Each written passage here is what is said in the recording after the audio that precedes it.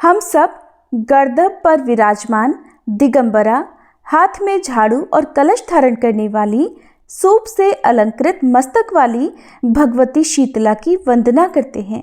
जय शीतला माता। आप सभी पर शीतला माता की कृपा सदैव बनी रहे। हर साल चैत्र मास के कृष्ण पक्ष की सप्तमी और अष्टमी तिथि के दिन शीतला माता की पूजा की जाती है और कथा का श्रवण किया जाता है। तो आज के इस वीडियो में आप सभी सुनेंगे शीतला माता की कथा। अगर आपके यहाँ पर सप्तमी तिथि के दिन शीतला माता की पूजा का विधान है तो एक दिन पहले यानी षष्ठी तिथि को जो पकवान आपके यहाँ पर बनाए जाते हैं उनका भोग अगले दिन यानी सप्तमी तिथि को सुबह सूर्योदय से पहले हो सके तो शीतला माता को अर्पित करना चाहिए और फिर सच्चे मन से कथा का श्रवण करना चाहिए। साथ ही शीतला माता से स्वयं और अपने बच्चों की, अपने परिवारजनों की सभी रोगों और बीमारियों से रक्षा की प्रार्थना करनी चाहिए। कथा का श्रवण करके भी शीतला माता की कृपा प्राप्त होती है। तो आइए सबसे पहले शीतला माता की कथा का श्रवण करने से पहले विनायक जी की कथा का श्रवण करते हैं। सभी मिलकर प्रेम से बोलिए, विनायक जी महाराज की जय। एक बार गणेश जी ने पृथ्वीलोक के मनुष्यों की परीक्षा लेने का विचार किया। वे अपना रूप बदलकर पृथ्वी पर भ्रमण करने लगे। उन्होंने एक छोटे से बालक का रूप धारण कर लिया। एक हाथ में एक चम्मच में दूध लिया और दूसरे हाथ में एक चुटकी चावल ले लिए। अब वे गली गली घूमने लगे, साथ ही साथ आवाज लगाते चल रहे थे, कोई मेरे लिए खीर बना दो, कोई मेरे लिए खीर बना दो। कोई भी उन पर ध्यान नहीं दे रहा था, बल्कि उन पर हंस रहे थे। वे लगातार एक गांव के बाद दूसरे गांव इसी तरह चक्कर लगाते हुए पुकारते रहे, पर कोई खीर बनाने के लिए तैयार नहीं था। सुबह से शाम हो गई, गणेश जी लगातार घूमते रहे। उसी गांव में एक बुढ़िया थी। शाम के समय वह अपनी झोपड़ी के बाहर बैठी हुई थी। तभी गणेश जी वहां से पुकारते हुए निकले, कोई मेरी खीर बना दो, कोई मेरी खीर बना दो। बुढ़िया बहुत कोमल हृदय वाली थी। उसने कहा, आ बेटा, मैं तेरी खीर बना देती हूँ। गणेश जी वहीं रुक गए और बूढ़ी माई से कहने लगे, माई, अपने घर में से दूध और चावल लेने के लिए बर्तन लेकर आओ। बुढ़िया एक कटोरी लेकर जब झोपड़ी से बाहर आई तो गणेश जी ने कहा, माई, अपने घर का सबसे बड़ा वाला बर्तन लेकर आओ। बुढ़िया को यह बात सुनकर थोड़ी झुंझलाहट हुई, पर उसने उस बालक का मन रखने के लिए कहा, चलो बच्चे का मन रख लेती हूँ। और अंदर जाकर वो अपने घर का सबसे बड़ा वाला पतीला लेकर बाहर आ गई। अब गणेश जी ने चम्मच में से दूध पतीले में उड़ेलना शुरू किया। तब तो बुढ़िया के आश्चर्य की सीमा ही नहीं रही। जब उसने देखा कि दूध से तो पतीला पूरा भर गया है, वो हैरान रह गई। एक के बाद बूढ़ी माई बर्तन झोपड़ी से बाहर लाती गई और गणेश जी उसमें दूध भरते चले गए। इस तरह से बूढ़ी माई के घर के सारे बर्तन दूध से लबालब भर गए। गणेश भगवान ने बूढ़ी माई से कहा, माई, मैं स्नान करके आता हूँ, तब तक तुम खीर बना लो, मैं वापस आकर खाऊंगा। बूढ़ी माई ने पूछा, मैं इतनी सारी खीर का क्या करूंगी? तब गणपति जी बोले, तब तो माई आज सारे गांव को दावत दे दो। बूढ़ी माई ने बड़े प्यार से मन लगाकर खीर बनाई। खीर की मीठी मीठी भीनी भीनी खुशबू चारों दिशाओं में फैल गई। खीर बनाने के बाद वह हर घर में जाकर खीर खाने का न्योता देने लगी।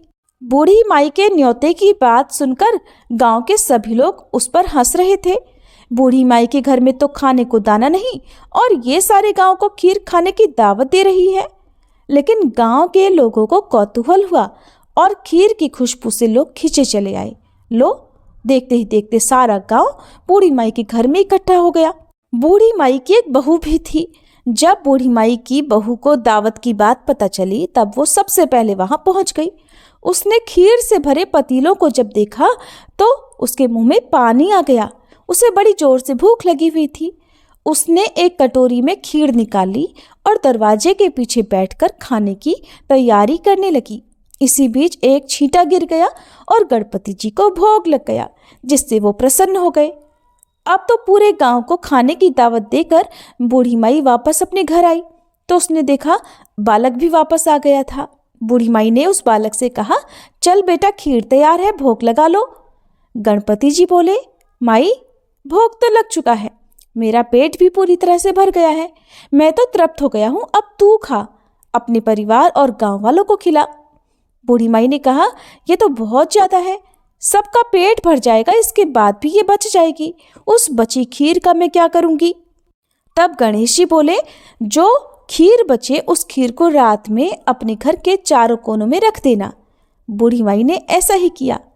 जब सारा गांव जी भरकर खीर खा चुका, तब भी ढेर सारी खीर बच गई। बूढ़ी माई ने बची हुई खीर के बर्तनों को अपने घर के चारों तरफ रख दिया। सुबह उठकर उसने देखा तो उसकी आंखें खुली की खुली रह गई। पतीलों में खीर की जगह पर हीरे जवाहरात और मोती भरे हुए थे। वो बहुत खुश हुई, उसकी सारी दरिद्रता दूर हो गई और अब वह आराम से रहने लगी। फिर उसने गणपति जी का एक भव्य मंदिर बनवाया, साथ में एक बड़ा सा तालाब भी खुदवाया। इस तरह उसका नाम दूर दूर तक प्रसिद्ध हो गया। उस जगह वार्षिक मेले लगने लगे। लोग गणेश भगवान की कृपा प्राप्त करने के लिए उस स्थान पर पूजा करने और मान्यताएं मानने के लिए आने लगे। गणेश जी अब सभी की मनोकामनाएं पूर्ण करने लगे। हे गणपति भगवान, इस कहानी को कहते सुनते और हुंकारा भरते सभी पर अपनी कृपा करना, सभी की रक्षा करना, सभी के विघ्न दूर करना। प्रेम से बोलिए गणपति भगवान की जय। एक बार शीतला माता ने सोचा कि चलो आज देखूं कि धरती पर मेरी पूजा कौन करता है, कौन मुझे मानता है। यही सोचकर शीतला माता धरती पर राजस्थान के डोंगरी गांव में आ गई। वहां पहुंचकर उन्होंने देखा कि इस गांव में तो मेरा मंदिर भी नहीं है, न ही यहाँ पर कोई मेरी पूजा करता है।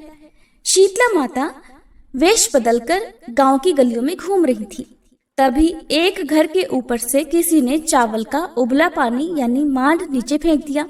वह उबलता पानी शीतला माता के ऊपर जा गिरा, जिससे शीतला माता के शरीर में छाले पड़ गए। शीतला माता के पूरे शरीर में जलन होने लगी।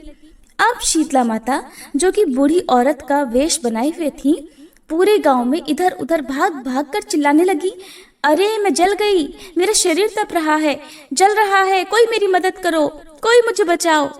लेकिन उस गांव में किसी ने भी शीतला माता की मदद नहीं की। वहीं अपने घर के बाहर एक कुम्हारन बैठी हुई थी। उस कुम्हारन ने देखा कि अरे ये बूढ़ी माई तो बहुत जल गई है और इनके पूरे शरीर में तो तपन भी हो रही है, इनके पूरे शरीर में छाले पड़ गए हैं और ये तपन सहन नहीं कर पा रही। तब उस कुम्हारिन ने कहा, माँ तुम यहाँ कर बैठ जाओ, मैं तुम्हारे शरीर के ऊपर ठंडा पानी डालती हूँ। कुम्हारिन ने फिर उन बूढ़ी माई पर खूब सारा ठंडा पानी डाला। इसके बाद वह शीतला माता से बोली, माँ मेरे घर में रात की बनी हुई राबड़ी रखी है, थोड़ा सा दही भी है, तुम दही और राबड़ी खा लो। जब बूढ़ी माई ने ठंडी यानी ज्वार के आटे की राबड़ी और दही खाया, तब उनके शरीर को बहुत ठंडक मिली। इसके थोड़ी देर बाद कुम्हारिन बोली, माँ बैठ जाओ, तुम्हारे सिर के बाल बिखरे हुए हैं, मैं तुम्हारी चोटी गूंथ देती हूँ। कहकर कुम्हारिन माई की चोटी गूंथने के लिए उनके बालों में कंघी फिरा रही थी। अचानक कुम्हारिन की नजर बूढ़ी माई के सिर के पीछे पड़ी तो कुम्हारिन ने देखा कि एक आंख बालों के अंदर छुपी हुई है। ये देखकर कुम्हारिन तो डर के मारे भागने लगी। तभी उस बूढ़ी माई ने कहा, रुक जा बेटी, डर मत, मैं कोई भूत प्रेत नहीं हूँ, मैं शीतला देवी हूँ। मैं तो इस धरती पर ये देखने आई थी कि यहाँ मुझे कौन कौन मानता है, कौन कौन मेरी पूजा करता है। ऐसा कहकर माता चार भुजा वाली हीरे जवाहरात के आभूषण पहने अपने दिव्य असली रूप में प्रकट हो गई। माता के दर्शन पाकर कुम्हारिन सोचने लगी कि अब मैं तो बहुत गरीब हूँ, इन माता को कहाँ बिठाऊं। तब माता उसकी दशा को देखकर कहने लगी, बेटी तू किस सोच में पड़ गई।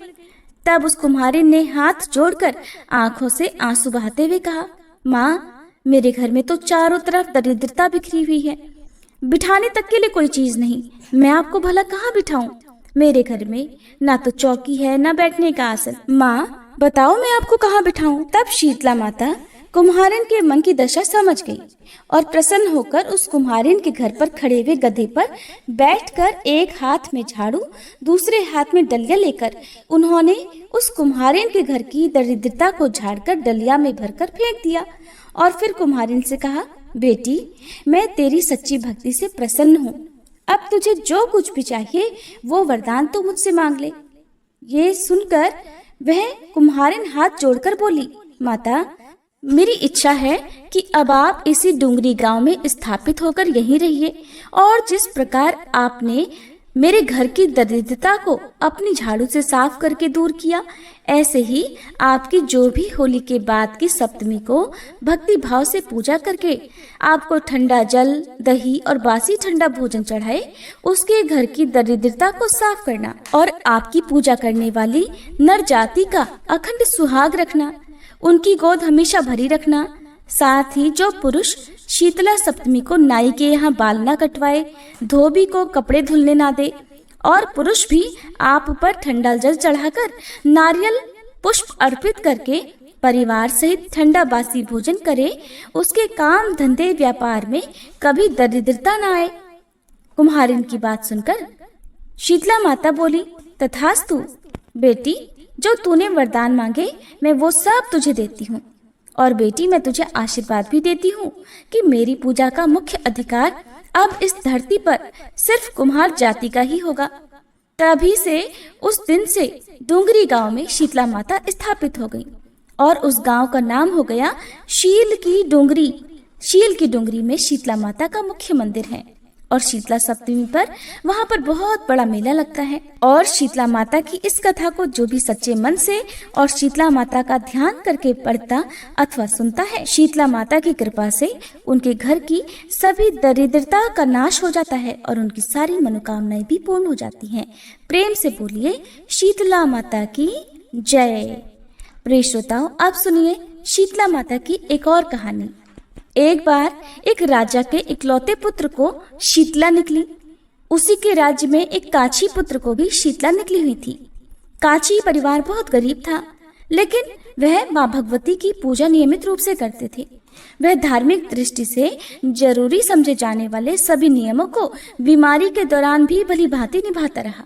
घर में साफ सफाई का विशेष ध्यान रखा जाता था। उसके घर में नियम से देवी भगवती की पूजा होती थी। नमक खाने पर पाबंदी थी। सब्जी में इस दौरान ना तो छौंक लगता था, न ही कोई वस्तु तली भुनी जाती थी। गरम भोजन ना तो वह स्वयं खाता, न ही वह शीतला वाले अपने बेटे को दिया करता। ऐसा करने से उसका पुत्र जल्दी ही स्वस्थ हो गया। उधर जब से राजा के बेटे को शीतला का प्रकोप हुआ था, तब से उसने भगवती के मंडप में शतचंडी का पाठ शुरू करवा रखा था। रोज हवन और बलिदान हुआ करते थे। राज पुरोहित भी सदा देवी भगवती के पूजन में मगन रहते। राजमहल में रोज कढ़ाई चढ़ती, तरह तरह के गरम स्वादिष्ट भोजन बनते। सब्जी के साथ कई प्रकार के मांस भी पकते थे। उसका परिणाम ये होता कि उन लजीज भोजन की गंध से राजकुमार का मन मचल उठता और वह भोजन करने के लिए जिद करने लगता। एक तो राजपुत्र और दूसरा इकलौता, इस कारण उसकी अनुचित जिद भी पूरी कर दी जाती और उसे वह भोजन खाने को दे दिया जाता। इस पर शीतला का प्रकोप घटने के बजाय बढ़ने लगा। अब तो शीतला के साथ साथ उसे बड़े बड़े फोड़े भी निकलने लगे, जिनमें खुजली और जलन बहुत होती थी। शीतला की शांति के लिए राजा जितने भी उपाय करता, शीतला का प्रकोप उतना ही बढ़ता जाता, क्योंकि अज्ञानतावश राजा के यहाँ सारे काम उल्टे हो रहे थे। ये देखकर अब तो राजा बहुत परेशान हो गया। उसकी समझ में नहीं आ रहा था कि इतना सब कुछ करने के बाद भी शीतला का प्रकोप शांत क्यों नहीं हो रहा। एक दिन राजा के गुप्तचरों ने उन्हें बताया कि काछी पुत्र को भी शीतला निकली थी। फिर वह बिल्कुल ठीक हो गया।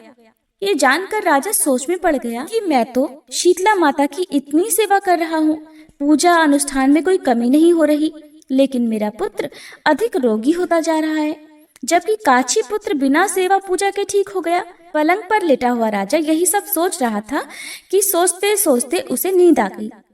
तभी श्वेत वस्त्र धारिणी देवी भगवती ने उसे स्वप्न में दर्शन देकर कहा, राजन, मैं तुम्हारी सेवा अर्चना से प्रसन्न हूँ, इसलिए आज भी तुम्हारा पुत्र जीवित है।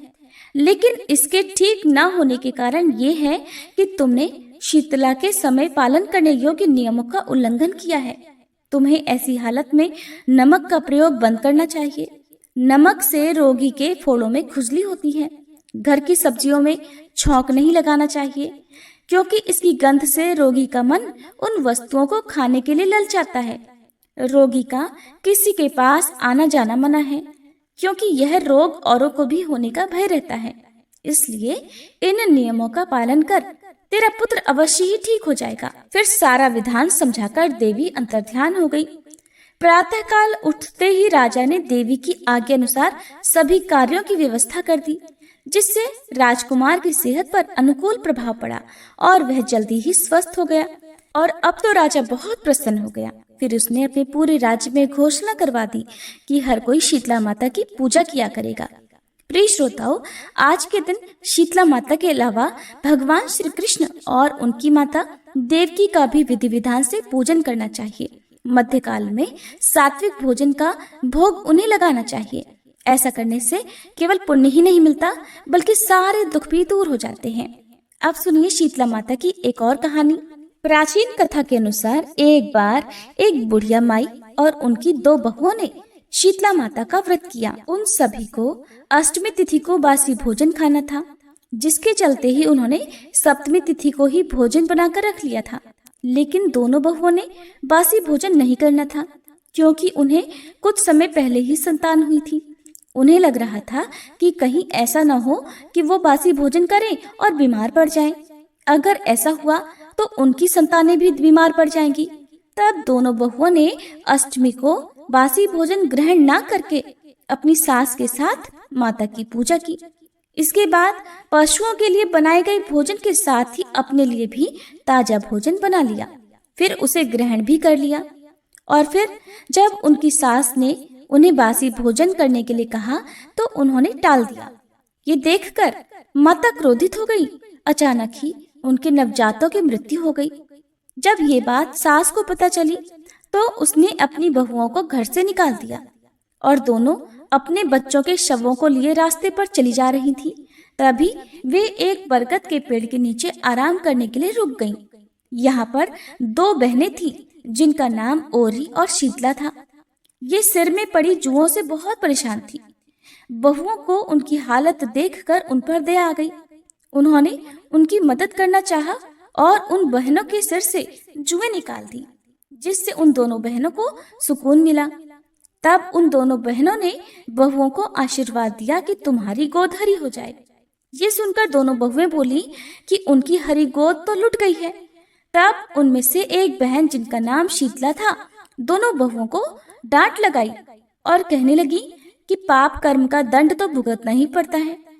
तब उन दोनों बहुओं ने माता शीतला को पहचान लिया। वे दोनों उनके पैरों में गिर पड़ी और क्षमा मांगने लगी। माता को उनका पश्चाताप करते देखकर उन पर दया आ गई। फिर उन्होंने उनके मृत बालकों को जीवित कर दिया। ये देखकर वे दोनों खुशी खुशी अपने बच्चों सहित गांव में लौट आई। इसके बाद से पूरा गांव शीतला माता को मानने लगा। हे शीतला माता, जैसे आपने उन दोनों बहुओं पर अपनी कृपा की, वैसे ही इस कथा को कहते, सुनते और हुंकारा भरते सभी भक्तों पर करना। प्रिय श्रोताओ, अब सुनिए श्री शीतलाष्टकम का हिंदी अनुवाद।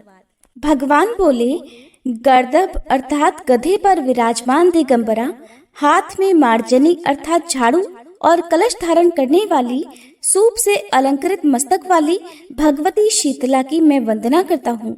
मैं सभी प्रकार के भय तथा रोगों का नाश करने वाली उन भगवती शीतला की वंदना करता हूँ, जिनकी शरण में जाने से विस्फोटक अर्थात चेचक का बड़े से बड़ा भय भी दूर हो जाता है। चेचक की जलन से पीड़ित जो व्यक्ति शीतले शीतले ऐसा उच्चारण करता है, उसका भयंकर विस्फोटक रोग जनित भय शीघ्र ही नष्ट हो जाता है। जो मनुष्य आपकी प्रतिमा को हाथ में लेकर जल के मध्य स्थित होकर आपकी पूजा करता है, उसके घर में विस्फोटक चेचक रोग का भीषण भय नहीं उत्पन्न होता। हे शीतले, ज्वर से संतप्त, मवाद की दुर्गंध से युक्त और विनष्ट नेत्र ज्योति वाले मनुष्य के लिए आपको ही जीवन रूपी औषधि कहा गया है। हे शीतले, मनुष्यों के शरीर में होने वाले तथा अत्यंत कठिनाई से दूर किए जाने वाले रोगों को आप हर लेती हैं। एकमात्र आप ही विस्फोटक रोग से विदीर्ण मनुष्यों के लिए अमृत की वर्षा करने वाली हैं। हे शीतले, मनुष्यों के गलगंड ग्रह आदि और भी अन्य प्रकार के जो भीषण रोग हैं, वे आपके ध्यान मात्र से ही नष्ट हो जाते हैं। उस उपद्रवकारी पाप रोग की न कोई औषधि है न मंत्र ही है। हे शीतले, एकमात्र आप जननी को छोड़कर उस रोग से मुक्ति पाने के लिए मुझे कोई दूसरा देवी देवता दिखाई नहीं देता। हे देवी, जो प्राणी मृणाल तंतु के समान कोमल स्वभाव वाली और नाभि तथा हृदय के मध्य विराजमान रहने वाली आप भगवती का ध्यान करता है, उसकी कभी अकाल मृत्यु नहीं होती। जो मनुष्य भगवती शीतला के इस अष्टक का नित्य पाठ करता है, उसके घर में विस्फोटक का घोर भय नहीं रहता। मनुष्य को विघ्न बाधाओं के विनाश के लिए श्रद्धा तथा भक्ति से युक्त होकर इस परम कल्याणकारी स्तोत्र का पाठ करना चाहिए अथवा सुनना चाहिए। हे शीतले, आप जगत की माता हैं। हे शीतले, आप जगत के पिता हैं। हे शीतले, आप जगत का पालन करने वाली हैं। आप शीतला देवी को बारंबार नमस्कार है। जो व्यक्ति रासभ, गर्दभ, खर, वैशाख नंदन, शीतला वाहन, दुर्वाकंद, निक्रंतन भगवती शीतला के वाहन के इन नामों का उनके सामने बैठकर पाठ करता है, उसके घर में शीतला रोग नहीं होता। इस शीतलाष्टक स्तोत्र को जिस किसी अनाधिकारी को कभी नहीं देना चाहिए, बल्कि भक्ति और श्रद्धा से संपन्न व्यक्ति को ही सदा यह स्तोत्र प्रदान करना चाहिए। प्रिय श्रोताओं, अभी आपने सुना श्री शीतलाष्टकम का हिंदी अनुवाद। उम्मीद है आज की ये वीडियो आपको पसंद आई होगी।